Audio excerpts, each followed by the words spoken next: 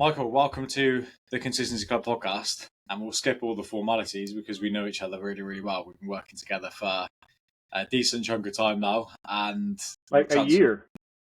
Is it? Yeah, it must be a year. I was going to say 12 months of your life you've put up with me. So congrats on that.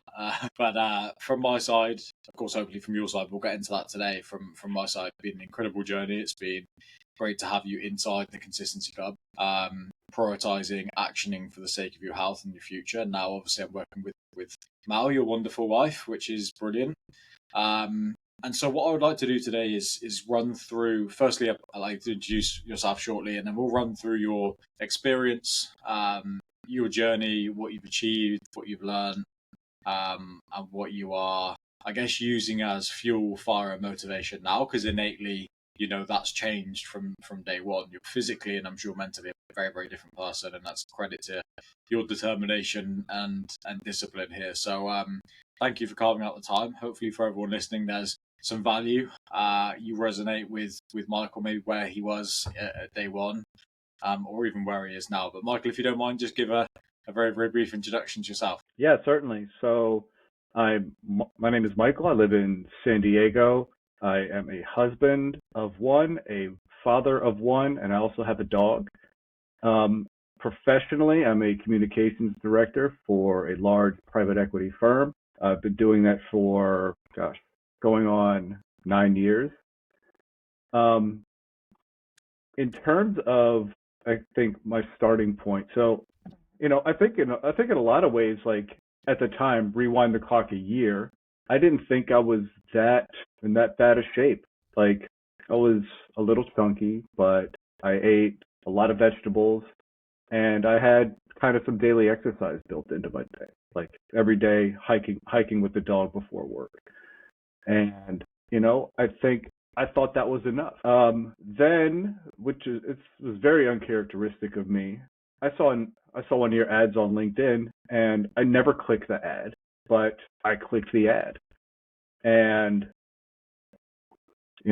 we started just having a conversation about what I liked, what I disliked. And once I really kind of was willing to be vulnerable and say, I put my ego aside and be honest, and immediately I felt like I could be honest with you, for better or for worse.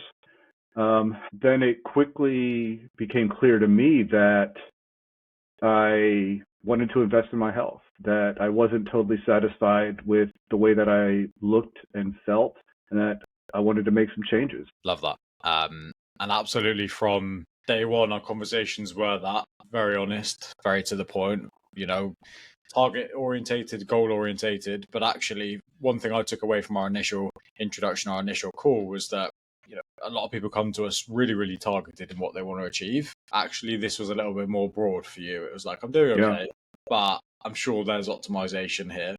Now, the journey which we'll get to, the journey we've been on since then, the transformation, maybe we didn't perceive as being brilliant. But what was that kind of area of life you were in where you were doing okay, knew there was room for optimization, maybe didn't know what that looked like?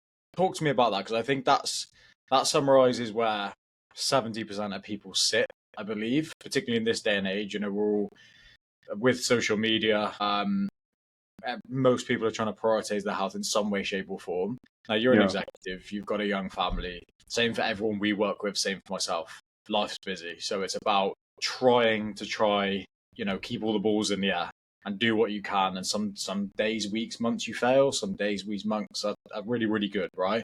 Give a little bit more context as to where you were, because I know this wasn't like oh my God, I need help, Consistency Club, let's go. So just delve into that a little bit more if you don't mind. I mean, if I understand the question, I think that I was well. Maybe I don't totally understand the question. How can I answer it differently, or what do I need to add? So I guess let me rephrase it. What made you? There were things that needed fixing. Yeah. But there wasn't an immediate, urgent need or burning desire from you intently. I mean, there was obviously something because we went on this journey, but there wasn't that, oh my God, I need help, let me seek it out right now. So something was eating away at you a little bit because you got to a point where you invested your money, your time, your energy Sure. into this. But it wasn't a burning, I need to lose 25 pounds because my doctor's told me so, or I need to, I've got high blood pressure, I need to get off medication, or if I Got continue it. doing Yeah. that. So tell me, like, break down what it was, I guess, that made you get to the point when we were on our calls and I presented to you. I was like, look, Michael, this is what we do. This is what we'd do for you. This is the investment. What made you go, do you know what? Let's go on this journey. Because most people, if they didn't have that Yeah. hard Okay. kind of precipice, they just wouldn't bother. Yeah. I think there are a couple things there. One, ever from a young age, I was dissatisfied with, seeing the older people around me, my parents, my aunts, my uncles. The default was always medication. And when I was much younger, I would get on my parents like, guys, make a change. Why are you defaulting to the pill? So I think that's one. And then as I've gotten older and I'm approaching middle age,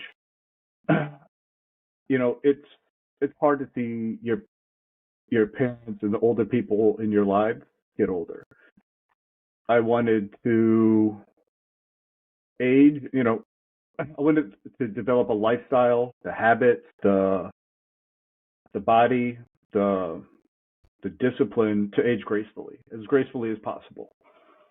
And I think that was the overarching thing for me. And I knew that I had to start now. Sure, I could have waited 10 years, 20 years maybe, but I wanted to start now, particularly while my daughter is still young and wants to play and have anything to do with me. And even that's a narrowing window. Yeah.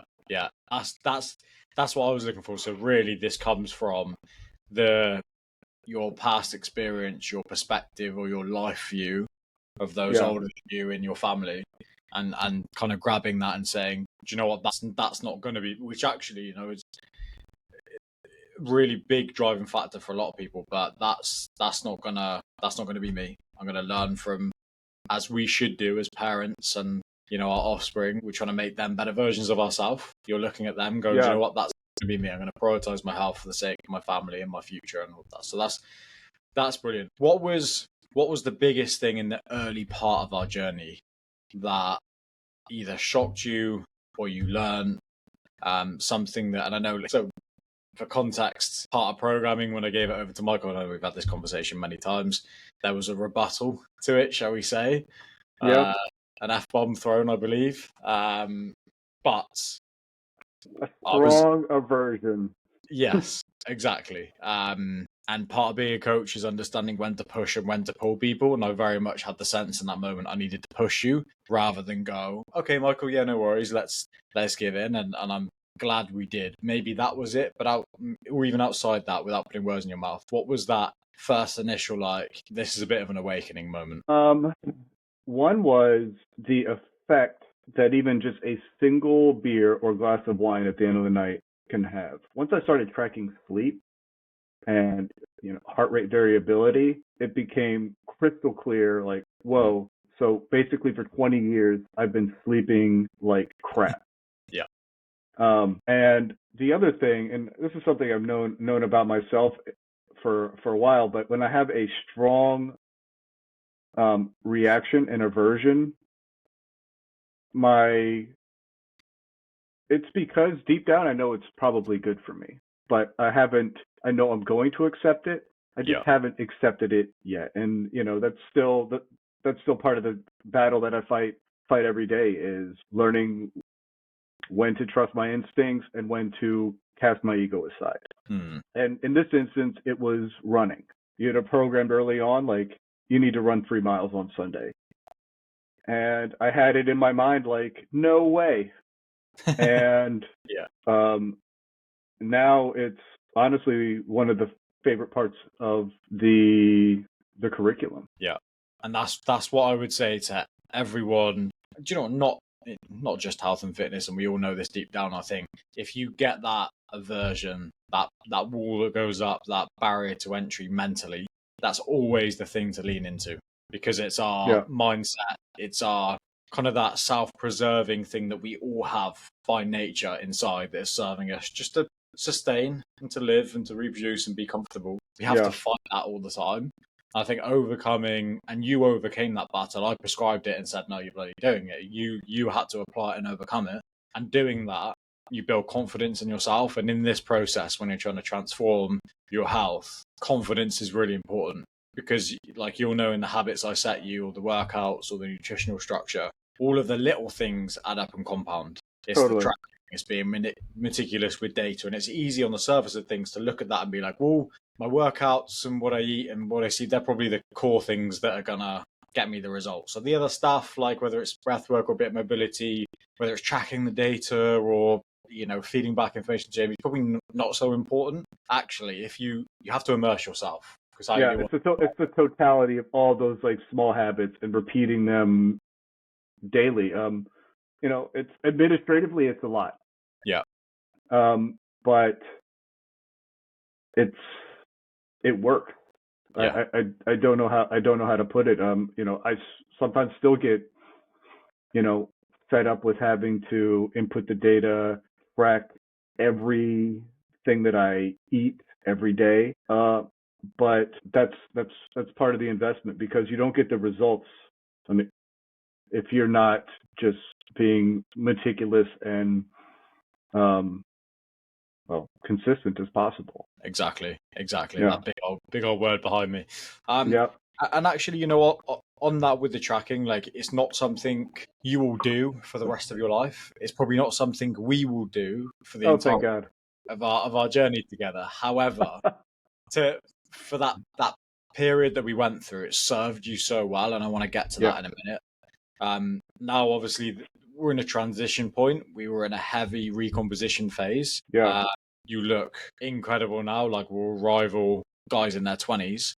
And that's not where you were from day one. You wouldn't have got there without the admin. Now we're transitioning into how do we develop and give you more energy and fuel your body more, so we have to be. But actually, the golden sky within this is to get you to not track, and we will get there. But we're in a targeted phase in which we're transitioning at the moment. What would you say, or how does it feel to be where you are now? If you consider that first conversations we were having and where you were in that mode where you knew you wanted to prioritize your health, didn't want to be like your parents or your elders, felt you were doing okay, not in great shape, not in terrible shape, to where you are now, how do you feel sat there now? What impact has it had within your life? And what would you say to old you sat there thinking, I'm doing okay, potentially? Yeah. I feel incredible. I have more energy. I've been, by many measures, the best shape of my life. Sure, I was like faster and in some areas stronger when I was a teenager and playing soccer and basketball like every day, year round. But I've never had this much muscle. Strength training wasn't always something that I prioritized. I had more muscle, more definition, more energy. Plus, I can't underestimate the benefit of getting better sleep. It's huge, and I read something recently, and I may have actually read it like close to a year ago, and this may have been one of the catalysts to how I decided to click the link. But it was something to the effect of, professional athletes, they're just all about optimizing performance. And they have a retinue of coaches and advisors and specialists that help them in all areas, whether it's recovery, whether it's strength, whether it's training, all things related to performance. And the crux of the article, and certainly one of my takeaways is, well, fortunately in a position where I could probably benefit from, afford and benefit a coach. And why not give myself the resources that will allow me to not just like perform, like I don't need to perform like, say Gilgis Alexander, right? But I could be better at the job. I could be better, feel better at home. And if it comes back to like better nutrition, better fitness, right? It's all connected. It's a flywheel. Yeah. Yeah. What would you? That's a really nice segue actually. How has this impacted the rest of your life? Because our health is one element and it integrates with everything we do. If we're in poor health mentally or physically, it impacts everything. If we're in good health mentally or physically, it impacts everything. So what's that change been like and how has it impacted you personally, at home, around the house, socially, and then in work as well? Yeah. I mean, aside from, okay, looking great and feeling awesome. Well, one, the results spoke for themselves, and I convinced my bride Melanie to sign up. So she's also very busy, and didn't want to, well, I think follow in the same footsteps as our forebears, and she wanted to get ahead of it. In some ways, it makes the house a little crazy because you can't just like slop together a dinner and sit down. It's like, okay, I'd like to eat dinner together, but oh wait, I need to measure. I haven't done this. I got to do that. You get more carbs than I do, so you can't just like slop together 3 plates of food and send it out. So there is that, like, family mealtime is a little more challenging. It's, we're figuring that part out. That's something that's really important to us, is just whenever we can get together and have dinner together. For my friends, it probably means I do a little less socializing. But like, just meaning going out and getting wrecked with my boys. But that's part of life. That's part of growing up. We still get out and have a good time together. For a while, it actually transitioned to us like biking together, and that was a lot of fun. I was just getting into biking, and then my new bike, less than 100 miles on it, I get rear-ended by a car going 50 miles an hour, hit and run. Fortunately, the only damage was a broken finger and road rash. So now I bike a little less than I was, which is a shame because I was really enjoying it, and especially seeing my friendships transform from one of, from just being, maybe monodimensional to now being multidimensional. You were so lucky, actually, weren't you? Thinking about it. Yeah. Oh, I mean, I think about it every day. Yeah, 2 inches, like either way, could have been very different outcome. And we have to overcome that within this, Totally. Structure, recovery, and I think that's kind of no matter what you go through, whether it's to the extent, God forbid, of being rear-ended by a car going 50 miles an hour whilst on your bike, or anything else that life can throw us, there's always obstacles. Yeah. On all planes of life. And unfortunately, our health doesn't really care about any of them. It just knows we're a bit of a ticking time bomb. We're getting older. Our hormones are changing. Consciously, we have to deal with the outside life stuff, but internally, things are happening. So we had to overcome that, and I think that's testament to your mentality. It didn't stop. It was just it just had to look different for now, and be a little bit more sympathetic and forgiving, and build it up slowly. So again, credit to you. If it had happened sooner in the program, like month 2, that could have been it. Yeah. But I mean, at that point, I was like 8 months in. I mean, this was a whole lifestyle, and I know I've said this to you before. Like, sure, I was like stronger and more resilient, but I don't know that I could have. You were instrumental in just helping me work through the physical pain, the emotional pain, and just being,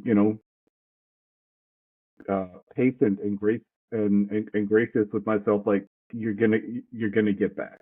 You're gonna get back. It's gonna take time. We're gonna do things a little bit differently. You will get back. Yeah. And so that was just a huge value add. And I know, post, vehicular manslaughter recovery is not part of what's on your resume. It is now. It's not on the opening slide deck, no. And I certainly wouldn't wish it on anyone, but It gave us an opportunity to, probably our relationship in terms of, I say coach client, but we've been long enough, and I know it's a remote relationship, but to say friend now, like it allowed us to develop our relationship because part of being a coach as well, as a friend, is being sympathetic. Now, when you go through something like you went through, regardless of the emotional stuff that you and the mental stuff you go through, you then start dealing with the fact the mind starts to recover, it wants to get back, but the body won't allow it.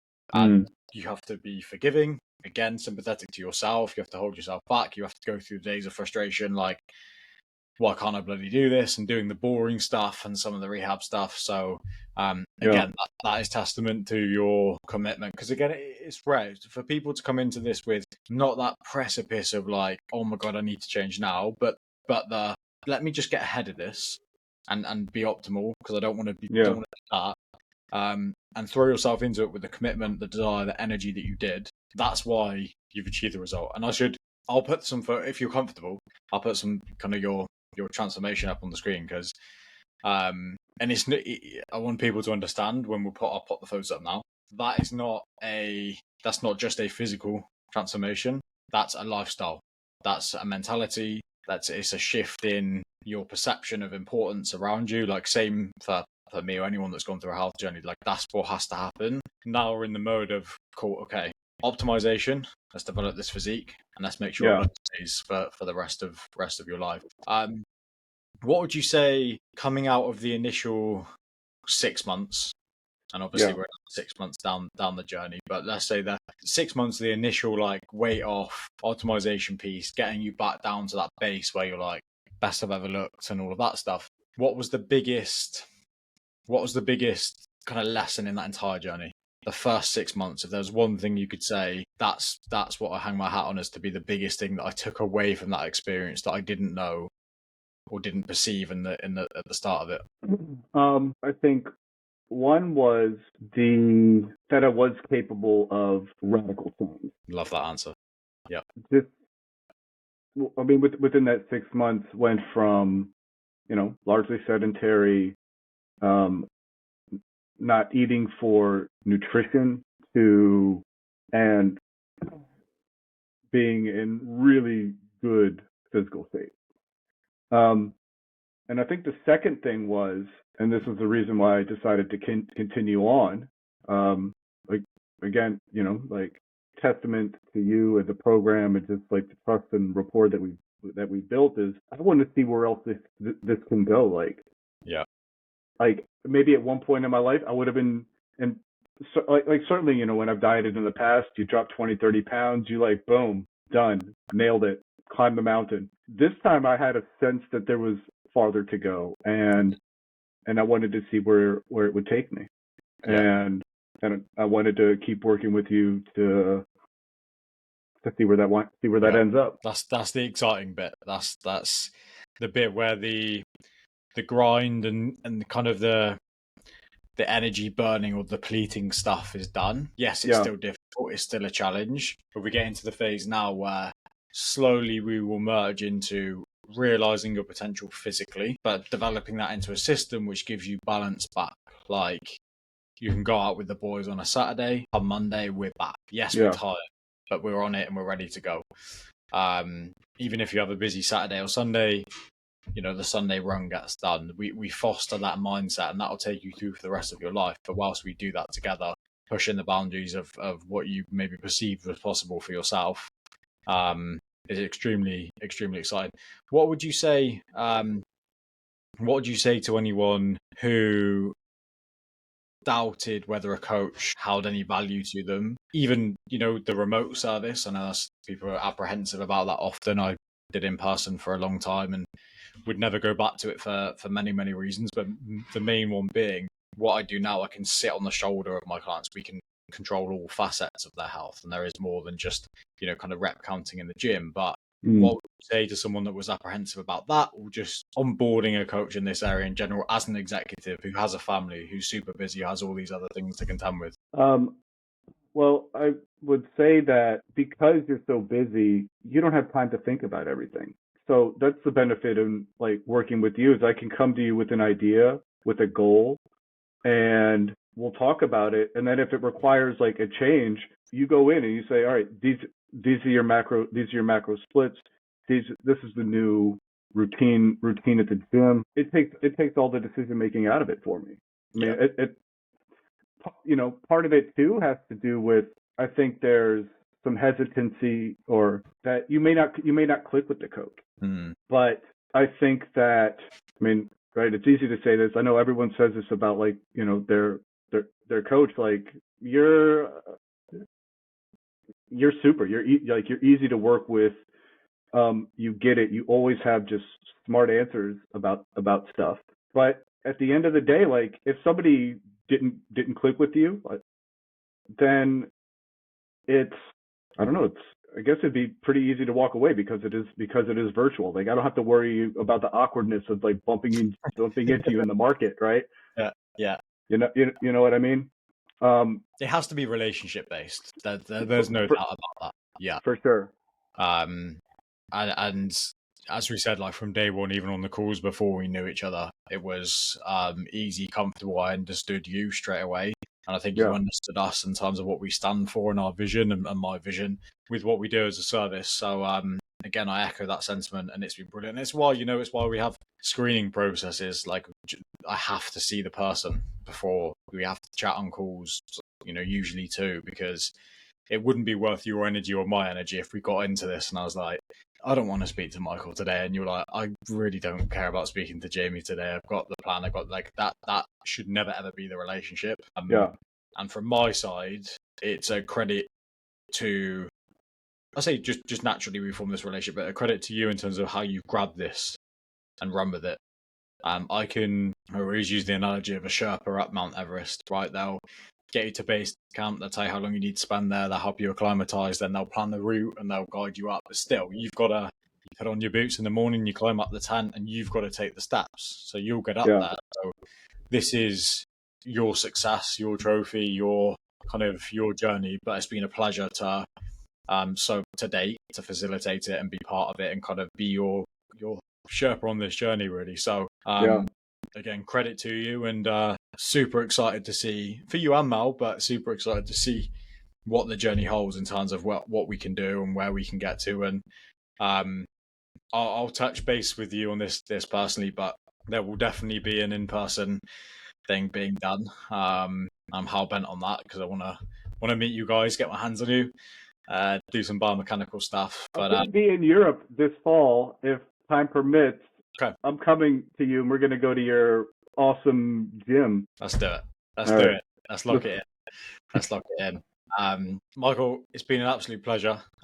Thank you very much for sharing your journey. Doing a little bit of a testimonial for us in sense, but only because of the results that you've achieved. And again, that's your name's up in lights, and you've done that. So proud to be a part of it. Super excited for the journey moving forward. Anything else you would like to add to anyone listening? Anything health related? Any thought? Anything that's important to you in this area? Any piece of motivation or advice you would give, whether it's about employing a service, whether it's us or someone else, or whether it's just about going on their health journey themselves? It's start now. Start small if you must, because the only one person could prioritize your health. That's you. It's not your partner. It's not your job. It's something else. And in fact, once you prioritize your health and begin eating for nutrition, which was kind of mind blowing, like the way that my relationship with food has changed. Yeah. Before, you just kind of like feeling it out, like, oh, I feel like a salad. I ate pretty healthy today. Oh, I feel like this. I'm listening to my body, right? Yeah. If I'm really craving the cheeseburger, I must really need the cheeseburger. Once you learn to just break food down into like basic components, it actually makes eating a lot easier. Yeah. Because you just think, oh, I need protein, I need carbs, I need fat. Yeah. Like I said to you before, sorry to jump across you, but food is fuel, and realizing that is one thing. Applying that as a practice into your day is another. But if you perceive as like always, you wouldn't put, petrol into a diesel car, and that is what we're doing when we're fueling in an unhealthy manner, essentially. And two, a lot of people end up either under eating or overeating. So Yeah. filling up that tank too far and it's spilling out onto the forecourt, or you're putting $10 of fuel in for a 400-mile journey. So it's about Yeah. just training that and optimizing that. As I know it's a strange analogy referring to us as a car, but it's easy to connect those two things and understand, okay, what food is going to make me feel good first and foremost, and let's eat for that. But unfortunately, this will be to the end of time. We have a hormonal, chemical, social, and financial relationship with food now. Multi-trillion-dollar industry. Equally chemically, when we're stressed and cortisol spikes, we start craving sodium and sugar. They're readily available to us all the time. Most things now are convenience because we're so busy, particularly in the US and UK, etc. A fast-paced way of life, and convenience food is never that optimal because it's convenient. So you get stuck in this warren, and actually when you start reflecting, even the days where you thought you did pretty well aren't that healthy. So and your body starts craving what you give it. So if you stop that, we refrain it, we dial it back in, actually your body is thankful for the new stuff. Even your taste buds can change, like textures, your relationship to textures with food can change. And totally, that'll, like I always say, in terms of like the pyramid of importance, nutrition is like the biggest chunk. You are what you eat. That's our foundation. If someone else said, I'm completely limited, like I can't do any exercise, what should I do? Fix nutrition, focus on your recovery. If you do those two things, you have a solid base. The exercise then is our toolbox to improve our heart, our lungs, cardiovascular health, and our mind and our physiology. But our baseline is our nutrition and recovery. So going through sleep, like you discussed earlier, and making sure what we're putting into our body is the right fuel that it needs. But again, that's an important, going back to the lessons, I'm glad you've raised that, because that's most people listening to this now need to fix that. And I'm not sure they can comprehend how. The biggest thing would be, as a recommendation, some value to take away, focus on a single ingredient diet. So natural stuff of single ingredients. And you can build those ingredients together to make a meal, but single ingredient, whole foods. Use that as your kind of go-to identity metric and you'll be fine. But again, our journey continues. I appreciate you carving time in your morning, because you're in on Pacific time, so I know it's early for you. Thank you so much for joining, Michael. Really, really appreciate it. And for anyone listening, please do like, subscribe, drop a comment. Any questions that you have from this podcast that I can answer, or I can forward them to Michael and he can answer. And let us know any topics that you would like us to discuss. Yeah, give me a message on LinkedIn. Absolutely. Where can they find it? Just Michael Venne, isn't it? Yep. Perfect. Michael Venne, drop him a message about anything that you've heard today. Really, really appreciate it, mate. Great to see you. Yeah. Jamie, this was awesome. Thanks again, and we'll be talking soon. We will do, my friend. Speak soon. All right. Bye.